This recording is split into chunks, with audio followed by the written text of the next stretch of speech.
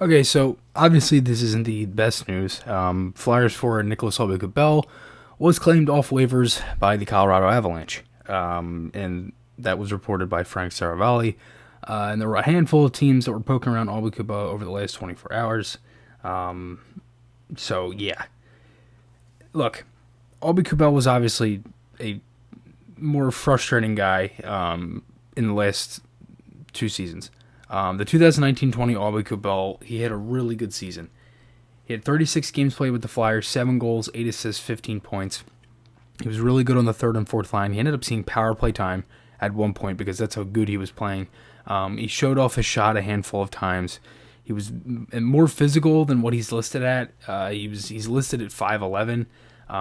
So he's able to bang a little bit, and he's a guy that was a goal scorer in junior, had some good numbers with the Phantoms, but all throughout his time, he's had a lot of penalties, a lot of penalty minutes.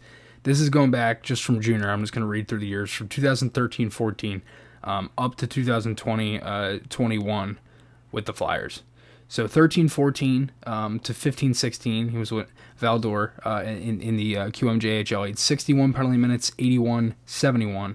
Then he comes up with the Phantoms, has 55, 86, 69, and then the 1920 season he split pretty much with the Flyers. He had like pretty much a cup of coffee with the Flyers there. In the 18-19 season, only had 9 games played. But then in the 1920 season was when you really saw Aube-Kubel. So he had 19 penalty minutes in the 36 games that I mentioned with the Flyers there. He had 20 down with the Phantoms in the 26 games, and then last season, and is pretty much his really only full season in the NHL, 50 games played, 44 penalty minutes. So obviously he's taken a lot of penalties. And these aren't like your average like tripping or like a hook or anything like that. Like, yes, those were involved, but these were like offensive zone penalties. Penalties at the worst time of the game. Like, it was just things where it was just repetitive stuff, and it was just over and over and over again. It was just the worst penalties you could possibly take. It was things that it would be calls that they say it would drive the coach crazy, and that's what it would do. And Aube-Kubel, he just could not stay out of the box, it seemed like. So, look, that's obviously the one thing that, again, he's still a younger player. He's 25 years old. I think he can still grow into his game. Again, he was a guy who could score in junior. He had some good numbers with the Phantoms in the 17-18 season with the Phantoms. 18 goals, 28 assists, 46 points in 72 games played. So he's obviously a guy that has offensive talent. And as I said, he can bang as well. But the one thing that just sucks with the Flyers with this is the fact that you're losing a guy for nothing. I mean, you lost Mark Freeman off of waivers when Ron Hextall picked him up for the Penguins, and now Aube-Kubel. And I was personally curious to see if, why it had to be Aube-Kubel. I didn't know if the waiver rule was if, Brown or McEwen, who were just picked off waivers by the Flyers, would they have to go straight back to their original team? Brown would be Vegas, McEwen, Vancouver. Would they go right back if they were put on waivers? I asked Bill Meltzer this question. He said Vegas, parentheses Brown, or Vancouver, parentheses McEwen, could simply reclaim the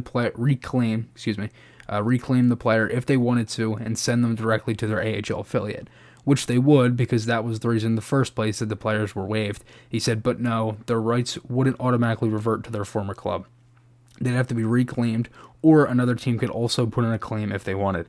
If I'm being honest with you, it probably didn't make sense for the Flyers to pick up 2 of these guys and then just to put them right back on waivers, especially McEwen for how good he's looked. Brown, we've only seen him in a handful of games, I think 5 at the most. So realistically, I don't think it really made much sense. And I think the Flyers probably had a thought that he would clear, because I had a feeling too, like he could clear, but then again, I was like, he could get waived. But the problem with this is, again, you're losing a guy for nothing. Yes, you're getting the $1 million and 75,000. That's basically off of his cap there, and it's still not updated on Cap Friendly. He's still on here for the Flyers. He was only, as I said, $1,075,000 for just this season. He was an RFA after this year, and as of right now, per Cap Friendly, the Flyers have $136 in cap space. So now with this, they lose another player. They lose someone who could have grown into something. But again, I'm not going to sit here and make it like Aube-Kubel was perfect, but I'm also not going to make it like that the situation is great because you're losing a guy where you could have gotten something back in a trade for him. I personally think you could have got at least maybe a second, I don't know, at least a third or a fourth round pick in a trade for him. If you were going to. I don't know if he was going to re-sign here after this year. I don't know if the Flyers would have went a different way, but obviously we would have had to see how the season would have played out. But yeah, and the Avs are most likely going to use him, and we'll see what happens. And Aube-Kubel, for the handful years we saw him, he played 102 games with the Flyers, 10 goals, 18 assists, 28 points, -4, 69 penalty minutes in the NHL. I really do hope he's able to pan it out because again, he is a guy that looks so good and so promising in the 1920 season, never really could get back to it. But remember, guys, podcast articles, those links from my channel. Hope you guys enjoyed this one. I'll see you guys in the next one. Goodbye.